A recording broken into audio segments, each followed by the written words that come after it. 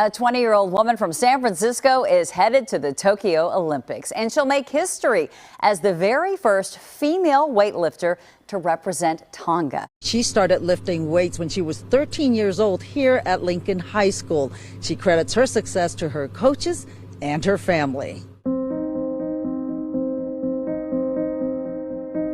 My name is Kuinini Manumua, and I am 20. And I am a student at SF State University. I'm studying business. I do Olympic-style weightlifting on the side. They don't have weightlifting at SF State.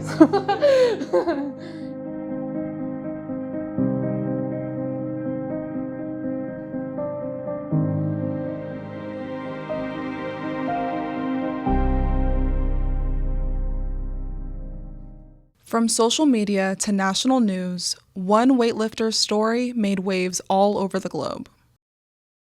I did weightlifting, or started in high school. I was introduced to it freshman year of high school through Doherty. He's a weightlifting coach, a football coach, avid teacher. He does like a lot of things at Abraham Lincoln High School. I've never heard of weightlifting before in my life, and so when I went to Lincoln, for sports I did volleyball as a freshman. And so I thought I was gonna go like professionally for volleyball, but Doherty was like, oh, you should be in the weight room doing weightlifting. And so like I switched into his avid class. And then after that, and I went into weightlifting, and it was just history from then.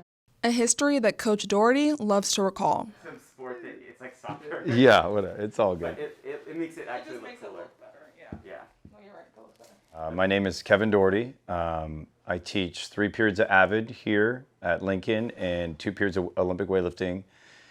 And I've been coaching in the district for 19 years, and I've been teaching in the district 17 years. So Avid is a national program that helps, basically is structural support for first-generation college kids to get academically ready and then apply and get into and attend 4-year colleges. Right now I have 126 seniors applying to college in my first 3 periods, which is probably the coolest part of my day. It's really motivating. We got some kids with some great stories, and Nini was in Avid. During volleyball season, I was walking down and I saw her walk into the lobby, and I was like, yo, who are you? What's your name? What sport do you play? I think the smartest thing I did is I just went to go meet her dad, who was picking her up. And I'm like, hey, I introduced myself. I said, hey, I'm the football coach, the weightlifting coach, and the track coach, and your daughter's gonna be really good at lifting weights. They were, they were probably caught off guard a little bit, but this was the beginning of the school year. But lo and behold, in November, she ended up like in the weight room. When I first started out, I like hated it. And then going to competitions and like just doing really good in weightlifting, like I ended up falling in love with it. What do your friends think about your weightlifting? They're like kind of amazed I came this far, because I am too.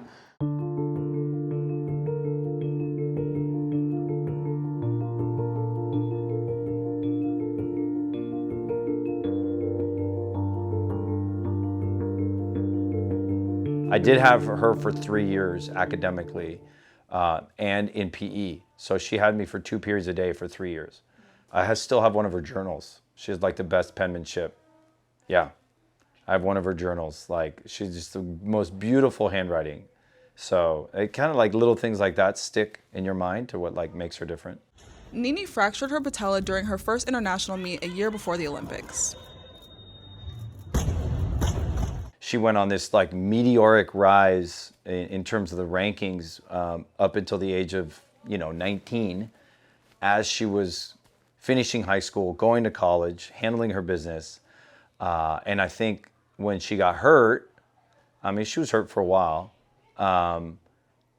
School kind of, that strength in school kind of saved her, because she had another outlet.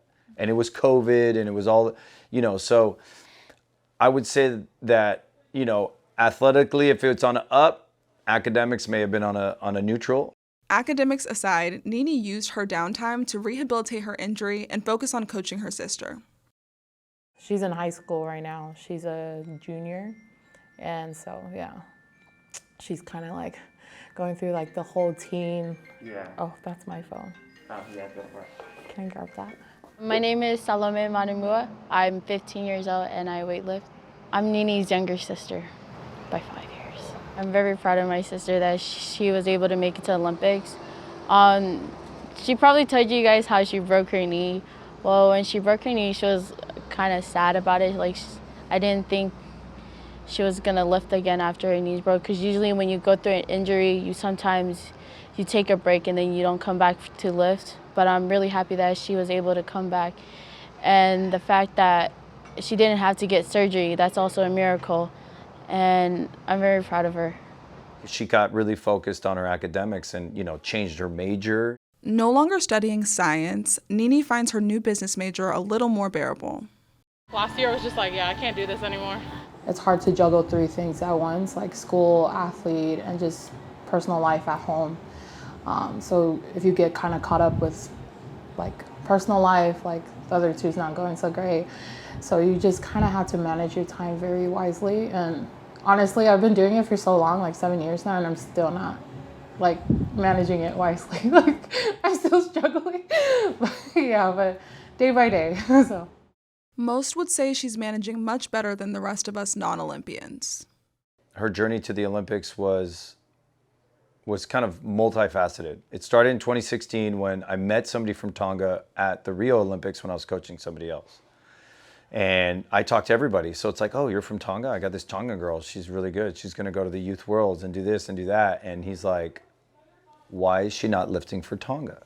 So we switched and we were released from USA Weightlifting. And then my good friend Benjamin Hua did all the paperwork, all of it. Like he switched her over, all the drug testing, the Adams profile, all these things that were very intricate, he got to do for Tonga. So he started entering her in all these meets. I was born in American Samoa, but I lived in Tonga like all 10 years of my life from like when I was born, so I was 10. So I moved here to the US in 2010. But I grew up in Tonga with my grandparents and my parents, but my dad lived in the US for like a couple years. So that's why we like moved here. But it was like kind of a huge transition. Kind of in our culture, it's like kind of shunned upon for a girl to like do like a guy sports like weightlifting. Not a lot of girls do weightlifting just because their parents or the mom or grandma or whatever, they're gonna be like, that's too like masculine and stuff like that. You become too buff. I mean, I am buff, so, but I'm fine with it. But ever since there's been like word going around in like the Tongan community, like we have a Tongan weightlifter, a girl, especially at that's representing them. There's a facility that they built in Tonga right now. Yeah, because of the Tongan weightlifting president. He's like been super supportive of everything we've done. And so now they have like a lot of girl weightlifters from Tonga. Like that's super cool. And so a lot of the Tongans here around in this community and like other areas in San Francisco, like some of them are coming in to lift as well, like girls especially. So my sister's also doing it, so she loves weightlifting as well. I want to represent Tonga and then hopefully go to the Olympics 2024. Like in Tonga, like I'd go everywhere like barefooted, like stuff like that. Like I'd have to actually wear like shoes. And then I mostly spoke Tongan, so I had to really learn English. Even though like I went to an English school, like I wasn't that good at English. But coming here, I had to force myself to like learn English because I was bullied as a kid. Yeah, I was. Their kids were heck of me. Because you don't have any social media, right? I don't. I only have, okay, so I have Facebook, but it's only because that's the only way my grandparents in Tonga would talk to me. Just scrolling through your phone, like getting distracted all the time like that, it's very overwhelming. Like I don't know how people do it like every time. I'm so serious, that scares me. Like people knowing like your every move everywhere, like yeah, that scares me. The fact that she doesn't have social media is so refreshing because she can just focus on her.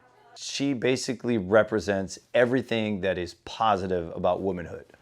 And I think that gets overlooked. I think the way she carries herself is like such a great example for younger women where you can just be who you are as a young woman, which is really hard today.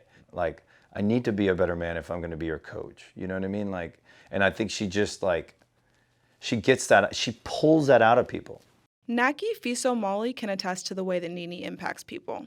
I'm Nacki Fiso-Moli. I'm the executive director and founder for a nonprofit organization called Pacifica by Design, where we push and promote positive Pacific Islander role models and entrepreneurs. I'm one of the hosts of the FICA podcast, and along with my partner, Carl Johnson, who is also a Pacific Islander. Can you just tell me like why Nini's story was impactful to you?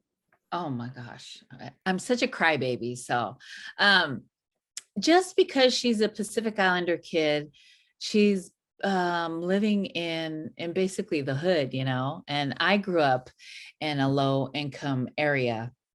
And so I didn't have too many people that look like me following